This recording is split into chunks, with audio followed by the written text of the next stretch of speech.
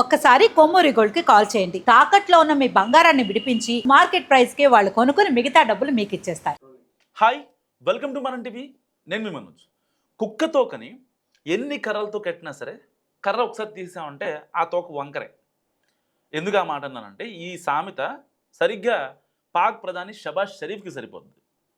So రీసెంట్గా ఒక meeting జరిగింది తుర్కమెనిస్తాన్లో. ఆ మీటింగ్కి వెళ్ళారు పాక్ ప్రధాని షబాజ్ షరీఫ్ అండ్ మోడీ గారు వెళ్ళారు, రష్యా అధ్యక్షుడు పుతిన్ గారు వెళ్ళారు, టర్కీ వాళ్ళు, ఇంకా కొన్ని దేశాల వారు వెళ్ళారు. ఇలాంటి నేపథ్యంలో ఏం జరిగిందంటే టర్కీ అధ్యక్షుడితో వ్లాదిమిర్ పుతిన్ మీటింగ్ జరుగుతుంది. సో ఈయన కలవాలనుకున్నారు, షబాజ్ షరీఫ్ మన పుతిన్ గారిని కలవాలనుకున్నారు. ఏమైంది ఇంతలో టర్కీ అధ్యక్షుడితో మీటింగ్ ఇంకా కొంచెం ప్రొలాంగ్ అయిందనమాట. దాదాపుగా 40 నిమిషాల పాటు వెయిట్ చేశాడు బయటే ఉండి షబాజ్ షరీఫ్. ఇక పేషెన్సీ కోల్పోయి ఏం చేయాలో అర్థం కాక డైరెక్ట్గా వాళ్ళ మీటింగ్ జరుగుతుంటే డోర్ నాక్ కూడా చేయకుండా డైరెక్ట్గా డోర్ బ్రేక్ చేసుకుంటూ లోపలికి వెళ్ళిపోయి ఆయన కనిపించాడు. పుతిన్ గారికి కనిపిస్తే కనీసం ఆయన లోపలికి కూడా రమ్మని చెప్పకుండా ఆయన సిబ్బంది ఎవరైతే ఉంటారో, ఎందుకంటే రష్యా అధ్యక్షుడు పుతిన్ గారి సిబ్బంది చాలా ఇదిగా మోస్ట్ డేంజరస్ అనమాట. అలాంటి డేంజరస్ వాళ్ళు ఉంటారు ఆయన సిబ్బందిలో. అలాంటి వాళ్ళు మరి డోర్ బ్రేక్ చేస్తే ఊకుంటారు చెప్పండి. రెండు చేతులతో పట్టుకొని ఆయన్ని బయటికి పంపించేసి మీటింగ్ కొనసాగింది. దాని తర్వాత ఒక హాఫ్ అన్ అవర్ తర్వాత కావాలని వెయిట్ చేయించినట్టుందని అక్కడున్న పెద్ద మనుషులంతా మాట్లాడుకున్నారు కూడా. నిజంగా అంతర్జాతీయ వేదికలపై ఇలాంటి ఒక రూడ్ బిహేవియర్ అనేది ఎంతవరకు కరెక్ట్? ఇప్పుడు ఆయన ఏం మునీర్ కాదు, నీ చేతిలో ఉండి, లేకపోతే మీకు ఇద్దరు టెర్రరిస్టులు కాదు కదా.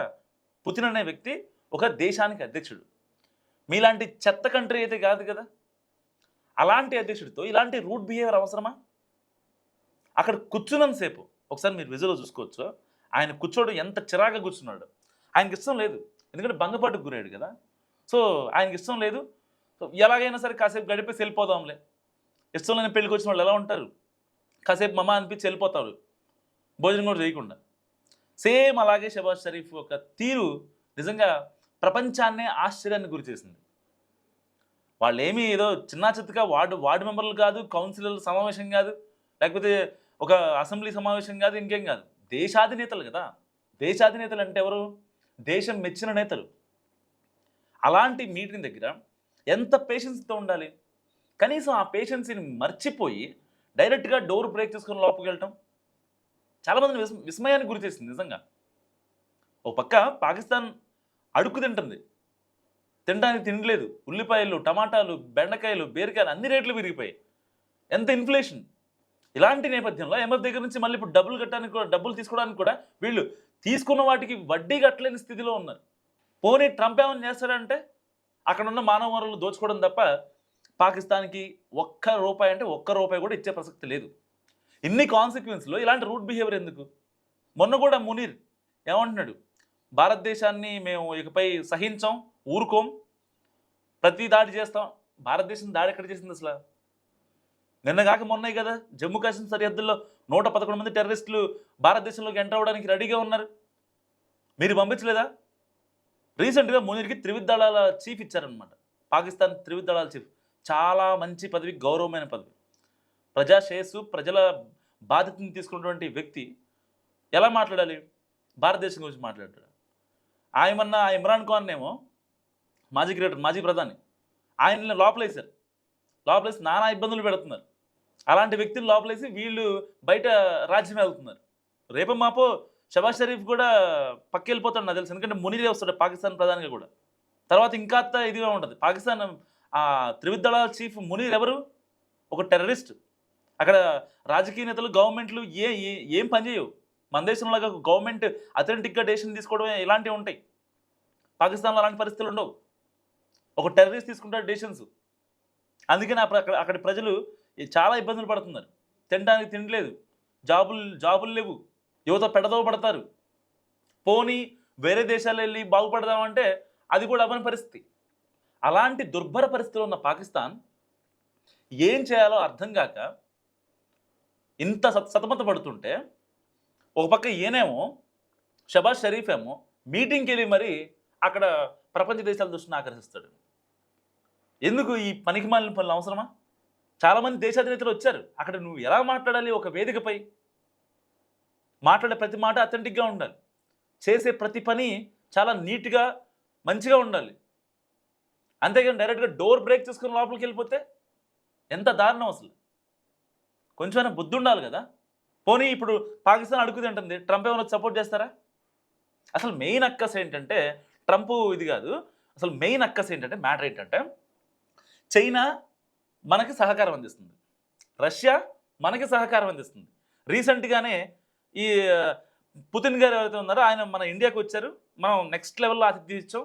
ప్రపంచ మీడియా మొత్తం రష్యా అధ్యక్షుడు పుతిన్ అండ్ ఇండియా ప్రధాని మోదీ వైపే చూశారు, ఇద్దరు కార్లో వెళ్ళటం. సో ఇదంతా ఈ ఈర్ష్య షబాజ్ షరీఫ్.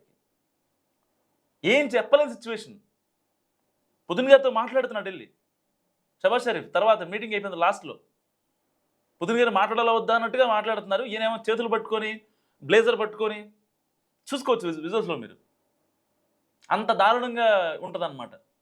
అందితే కాళ్ళు లేదంటే జుట్టు, ఏదో ఒకటి పట్టుకోవాలి, ఏదో ఒకటి పట్టుకొని వాళ్ళకి కావాల్సిన పనులు చేయించుకోవాలి. ఏం ఆఫర్ చేస్తాడు పుతిన్ గారికి? వాళ్ళకి ఏం ఆఫర్ చేస్తాడు? పోనీ ట్రంప్తో మాట్లాడి రష్యా నుంచి ఏదైతే బ్యాన్ చేసిన 2 ఫ్యూయల్ బావులు, ఫ్యూయల్ కంపెనీస్ ఏవైతున్నాయో వాటి మీద మళ్ళీ క్లియరెన్స్ ఇప్పించగలడా? లేదు. బెలూచిస్తాన్లో కనుక రంగురాళ్ళు ట్రంప్కి అమ్మినట్టుగా రష్యాకి ఏమన్నా ఆఫర్ చేశాడా? ఏం లేదు.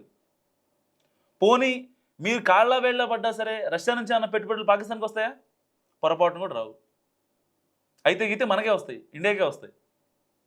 పోనీ చైనా అన్సపోర్ట్ చేస్తుంది, మొన్నటిదాకా సపోర్ట్ చేస్తుందనే ఒక భీంకారంతో ఉన్నది. ఈవెన్ జిన్పింగ్ గారు కూడా కనీసం మాట్లాడడానికి ఇష్టపడలేదు. అంటున్నట్టుగా ముట్టనట్టుగా ఉన్నాడు ఆయన. ఆపరేషన్ సింధు తర్వాత పాకిస్తాన్ ఎంత ఇబ్బంది పడుతుందో ప్రతి ప్రపంచ దేశాల సదస్సుల్లో మనం చూస్తూనే ఉన్నాం. ఇంతకుముందు షాంఘై కార్పొరేషన్ సదస్సు జరిగితే పుతిన్ గారు, జిన్పింగ్ గారు, మోదీ గారు వెళ్ళారు. అప్పుడు ఏం చెప్పాడు? మునీరను వీళ్ళిద్దరు కలిసి వెళ్ళి ట్రంప్తో భేటీ అయ్యారు, వైట్ హౌస్ ఓవల్ ఆఫీస్లో భేటీ అయ్యి ఏం మాట్లాడుకున్నారు?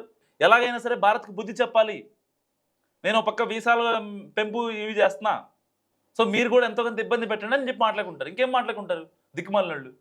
సో ఏదేమైనప్పటికీ పాకిస్తాన్ పరువు నిజంగా అడ్డంగా పోయింది మరొకసారి. అంటే పాకిస్తాన్ పరువు ఉందని నేను మాట్లాడట్లా, పరువు లేదు, ఆ విషయం వాళ్ళకు కూడా తెలుసు. టెర్రరిస్ట్ క్యాంపుల్ని ఆపరేషన్ సింధు టైంలో మనం చేసిన తర్వాత ప్రపంచ దేశాలకు చాలా క్లారిటీ వచ్చింది. ఓకే, భారతదేశం పాకిస్తాన్లోని సివిలియన్స్ని ఏమనలేదు, ఓన్లీ టెర్రరిస్ట్ క్యాంపుల మీద మాత్రమే అటాక్ చేసింది అనేది చాలా క్రిస్టల్ క్లియర్గా అర్థమైంది అందరికీ. ఆ తర్వాత ఇంకా పాకిస్తాన్కి అప్పించేది ఎవరు, వచ్చి పెట్టుబడులు పెట్టేది ఎవరు? ఇంకెవరు లేదు. పాకిస్తాన్కి ఏమన్నా అంటే మా దగ్గర న్యూక్లియర్ రియాక్టర్స్ ఉన్నాయి, మేము న్యూక్లియర్ పేల్చేస్తాము, మేము ప్రపంచాన్నే పేల్చేస్తాం అని అంటారు కదా. సరే ఎన్ని ఉన్నాయో పక్కన పెడదాంలేండి, నేను కాదనట్లేదు. సరే వాళ్ళ దగ్గర ఉన్నాయేమో, లేకపోతే ట్రంప్ వచ్చి సపోర్ట్ చేస్తున్నాము, సో అది కంప్లీట్గా వాళ్ళ ఇష్యూ. వాళ్ళు ట్రంప్ దగ్గర నుంచి అవి తెచ్చుకునే లోపల మనవాళ్ళు వెళ్ళి చంపేస్తారు. మొత్తం బ్రహ్మోస్ రేంజ్లోనే ఉంది మొత్తం పాకిస్తాన్. ఒక్క మిసైల్ అంతే పాకిస్తాన్ స్మాష్. వాళ్ళు అన్నారు మనల్ని ప్రపంచ పటంలోంచి తీసేస్తామని చెప్పి, మనం తలుచుకుంటే సింగిల్. అసలు వాళ్ళకి ఆలోచన వచ్చే లోపలనే పాకిస్తాన్ తగలడిపోద్ది. ఒక పక్క సౌదీ అరేబియా నుంచి సపోర్ట్ లేదు. ట్రంప్ ఇప్పుడు ఏం మాటలు అర్థం కాకుండా చాలా సైలెంట్గా ఉన్నాడు. నిమ్మకు నీరెత్తని ప్రభుత్వం ఇప్పుడు ట్రంప్ది. పాకిస్తాన్ వైఖరికి ఇప్పుడు ఆల్రెడీ మళ్ళీ భంగపాటు గురైంది కదా షబాజ్ షరీఫ్. 40 నిమిషాలు వెయిట్ చేయించాడు పుతిన్ అంటే ట్రంప్కి ఎక్కడో కాల్సింది, కానీ ఏం చేయలేని పరిస్థితి. ఎందుకంటే ట్రంప్ గారు ఏం చేశారు, పుతిన్ గారి ఆయిల్ ట్యాంకర్ల పైన ఆయన నిషేధించాడు, వరల్డ్ వైడ్గా బ్యాన్ ప్రకటించాడు. సో నేను బిజినెస్ అయిపోతే రష్యాకి డబ్బు రాదు, సో దట్ ఇజ్రాయెల్ మీద యుద్ధానికి వెళ్ళదు అని చెప్పి వాళ్ళు మాట్లాడుకొని ఆ డెసిషన్ తీసుకున్నారు. సో ఏది ఏమైనప్పటికీ పాకిస్తాన్ పరువు మరొకసారి పోయింది. వీళ్ళు మళ్ళీ ఫ్యూచర్లో ఇండియా గురించి కానీ మన ఇండియాతో కంపేర్ చేసుకోవడం కావచ్చు, ఇండియాని లేపేస్తాం, పిచ్చి పిచ్చిగా చేస్తాం, ఇకపై ఉపేక్షించేది లేదు. మనం మునీర్ చేశాడు కదా కామెంట్స్, ఇలాంటి పిచ్చి పిచ్చి మాటలు ప్రగల్భాలు పలికితే ఇంకా వాళ్ళకి కర్మనేది ఒకటి ఉంటుంది, దాని రియాక్షన్ పక్కా ఉంటుంది. ఇప్పటికే అనుభవిస్తున్నారు, ఇకపై ఇంకా అనుభవిస్తారు. సో పాక్ ప్రధాని భంగపాటు గురించి మీరేమనుకుంటున్నారు? మస్ట్ కామెంట్ చేయండి.